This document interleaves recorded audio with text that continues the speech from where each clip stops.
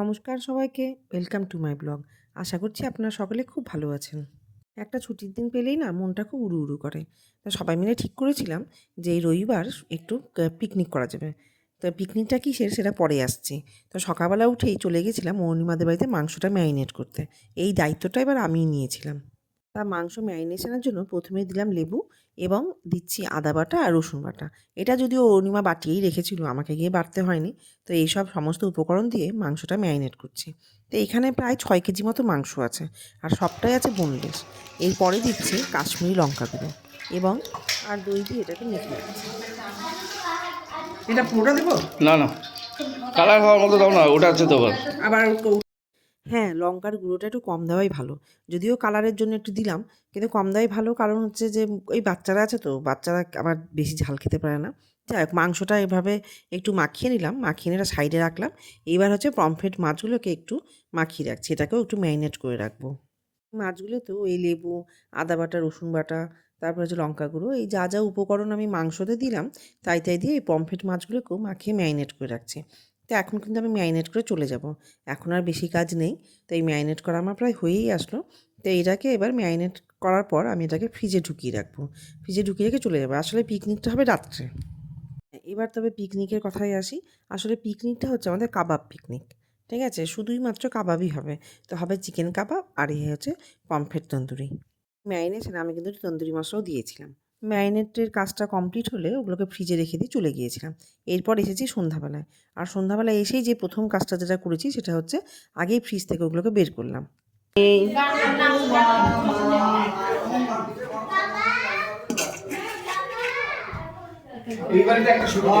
এটা হচ্ছে ম্যারিনেট করার কোনো ব্যাপার নেই, বুঝলে তো, এখানে বাতিগ্রস্ত লোক নেই। আচ্ছা, ঠিক আছে, খুব ভালো হচ্ছে।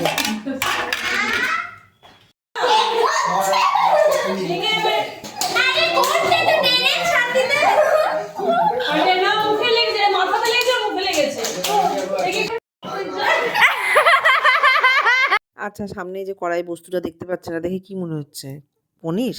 না, এটা কিন্তু পনির ভেবে ভুল করবেন না। এটা কিন্তু দুধ, যেটা ফ্রিজে রাখা ছিল, এখন কফি তৈরি হবে বলে বের করা হয়েছে। হয়ে গেল 1 সপ্তাহ বোধহয়। এটা হলো কফির দুধ। এটা কফির দুধ। হ্যাঁ ভাগ্যেশ বললে গরুর দুধ। হ্যাঁ, মানে কফির জন্য। কফির দুধ টেস্ট করা মানে শুধু শুকনো খাওয়া ইয়ে। আচ্ছা, আমুল স্প্রে।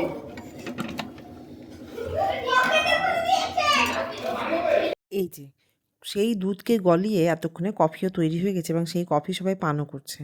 তো যাই হোক, কফি পান করার পরে আমরা যেটা করলাম সেটা হচ্ছে তন্দুরি যে করব তার চাটনিটা এবার তৈরি করতে বসলাম।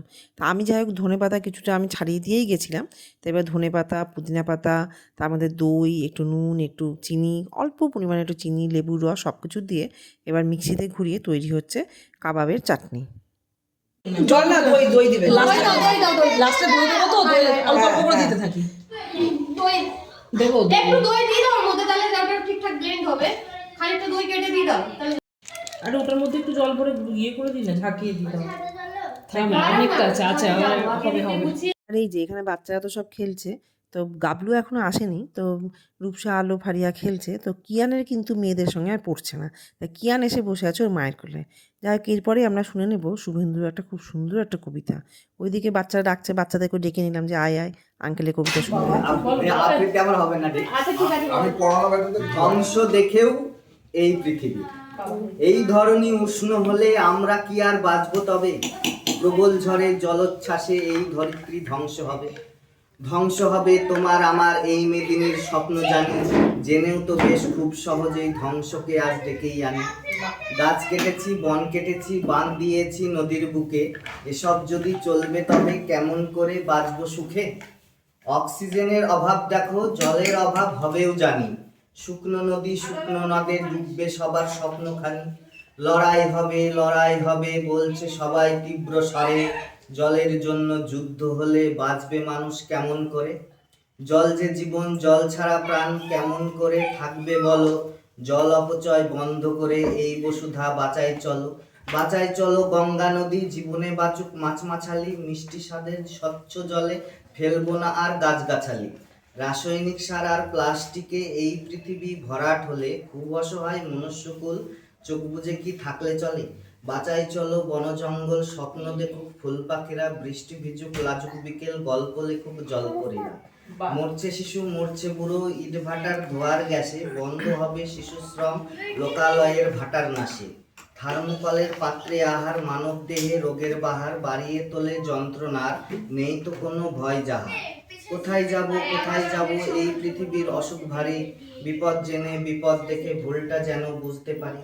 বুঝতে পেরেও চুক্তি করে থাকছো বসে ঘরের কোণে, ধ্বংস দেখেও এই পৃথিবীর ভাসবে সবাই আপন মনে। বাহ, দারুণ দারুণ। তাই বন্ধুরা বাবা জান্নাতুল যেভাবে দাঁড়িয়ে আছিস না, মনে হচ্ছে এক্ষুনি দিবি কাউকে। এটা টেস্ট করছে, দেখ এবারে টেস্টের ভিডিও নে। এই দেখ টেস্ট করছে। চাটনি টেস্ট হচ্ছে, ওকে দিচ্ছি।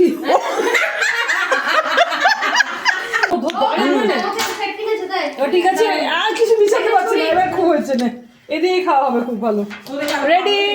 আচ্ছা রেডি।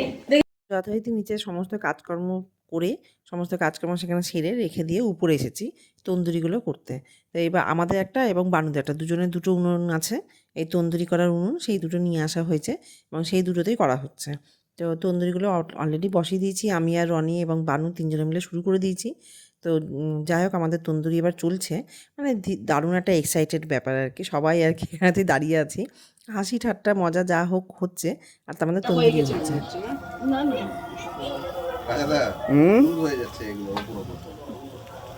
হচ্ছে পুড়ছে।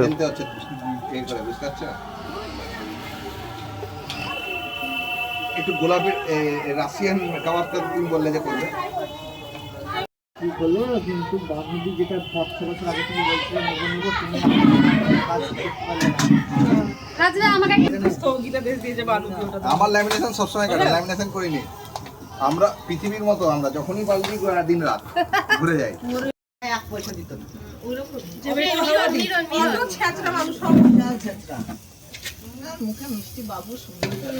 রাশিয়ান কাবাব, রাশিয়ান খাবার নীলু তো নিচে এই আমরা একটাও করে খাইনি, আরে খাও। এটা করাইনি, তারপর হচ্ছে তোমার ওই স্কার্ফও দেয়নি। ঠিক আছে, ওখানে তুমি রেখে এসেছিলাম সেটা। ঠিক আছে, উল্টা দিয়ে উল্টা। হ্যাঁ এই তো দেখো। দেখতেই পাচ্ছেন যে এভাবে কাবাব করা চলছে, পমফ্রেট এবং চিকেনগুলো। কাবাবটা কিন্তু দারুণ হয়েছিল, সত্যিই অসাধারণ হয়েছিল।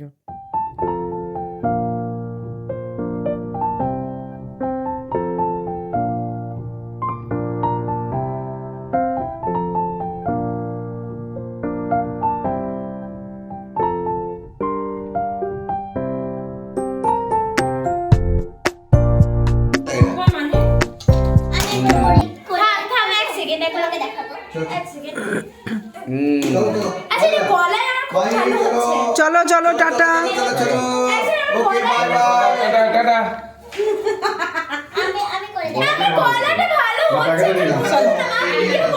চল রূপসা, এবার চল। বেশ অনেকটাই রাত্রি হয়ে গেছে, এবার কিন্তু আমাদের ফেরার পালা। এবার আমরা সবাই ফিরছি বাড়ির পথে। তো আমার ব্লগটা আজ এই পর্যন্তই ছিল। আপনাদের কেমন লাগলো জানাবেন প্লিজ। তবে আজকে আসি, আবার দেখা হবে অন্য একটা ব্লগে অন্য একদিন। তবে আজ আসি, বাই।